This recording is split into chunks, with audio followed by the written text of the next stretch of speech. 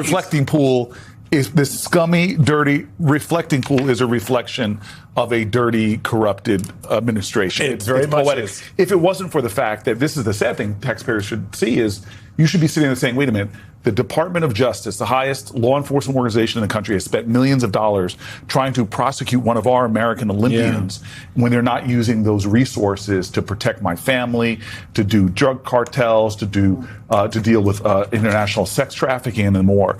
So there's something poetic about it, but there's something pathetic about it too. Simone, the thing that is stuck in my mind, has been from the very beginning, was that think about what they were willing to do to an everyday American citizen. An Olympian, as the senator just said. To placate Donald Trump, just to try to make something true that he was out spouting, that someone went out there with a razor blade and cut up a 350-foot thing with none of us saw.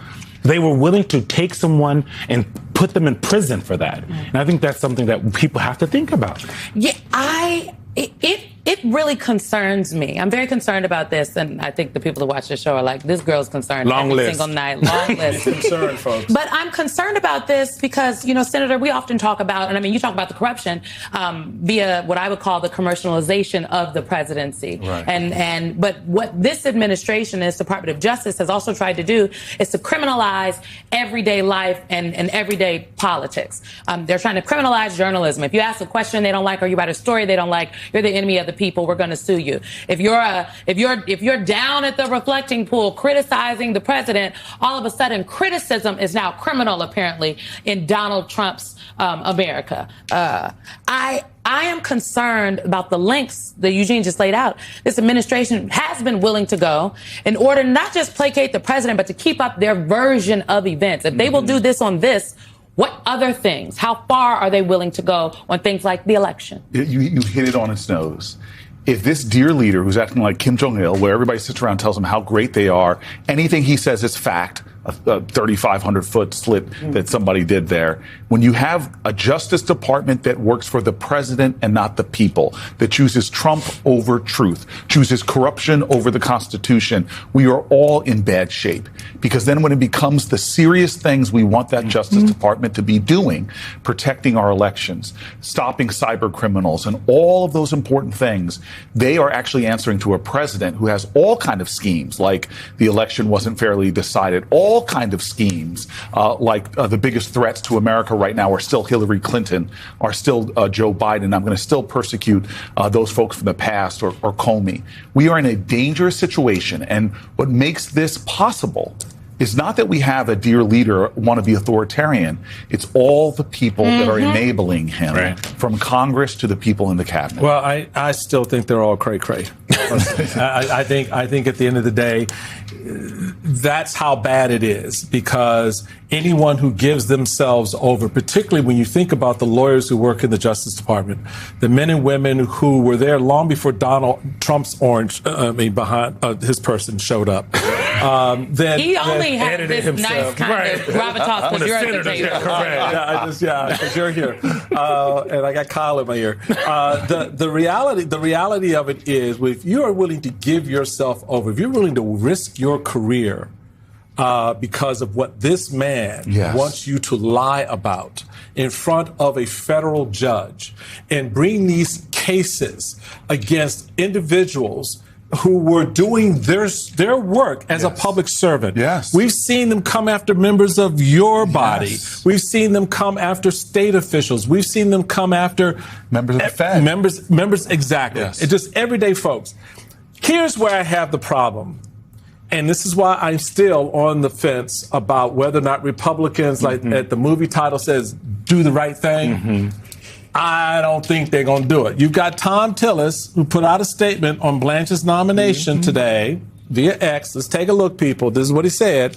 It's a shame his confirmation has hit a snag only because an incompetent personal advisor to the president refuses to amend the bogus settlement. Okay, folks, can I unpack that for everybody real quick? Please. Real quick. Lay it plain. The only person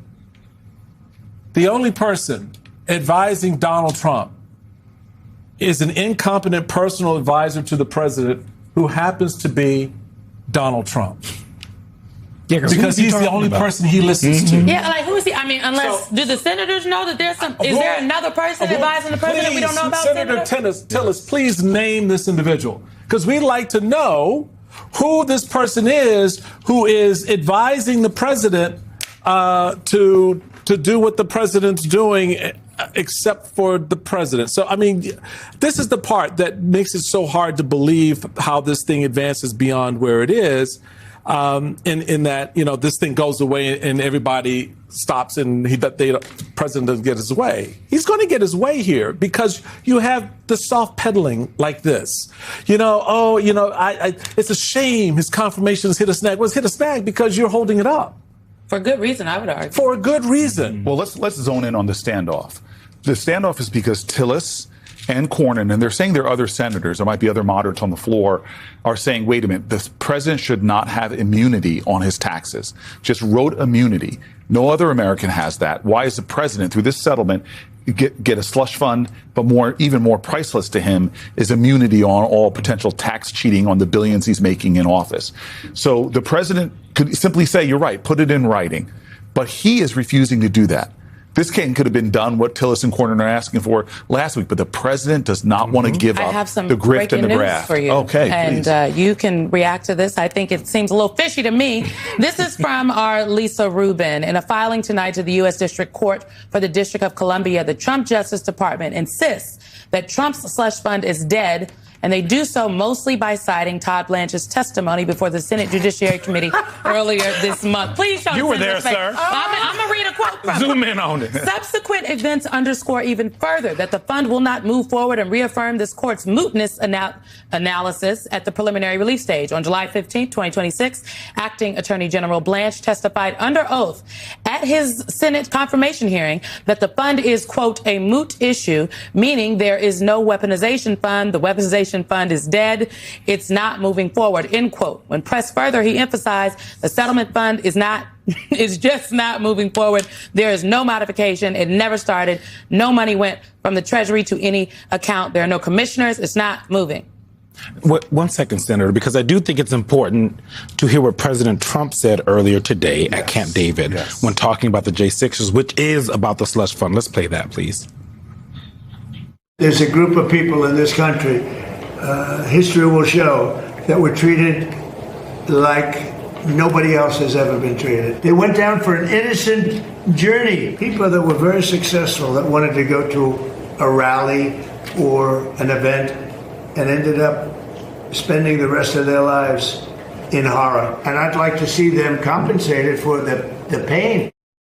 Now, you have what the DOJ just said, and you also have the president saying today, I'd like to see them compensated for the pain. I wonder why you Democrats would want it written down somewhere. So I want to remind your viewers of a few things. He was impeached for inciting a riot where people beat police officers nearly to death. Brian Sicknick from my state died a couple days after that. 7 Republicans voted to convict him on that impeachment. So there are a whole lot of folks on both sides of the aisle that saw that as not a jaunt in the park or an exercise of their freedoms. That's ridiculous what our president says. He should be checked on that. Number 2, I don't care what they may be trying to pull on the American public. Why won't they give Tillis and Cornyn in writing that not just that the slush fund's dead, but the president of the United States, who is making billions of dollars, whose children are making billions of dollars, who are grifting off of that office in every imaginable way. We don't even know the whole of it. This is why we need to get back control of the House and Senate and Democrats so we can run some hearings and investigations. We cannot let him wiggle his way into keeping a door open to give him what he really wants, which is immunity from his tax cheating. Because for him, this guy who has an avarice I have never seen before in an elected official, and that's saying a lot, he wants to preserve his ill-gotten gains while he's in office.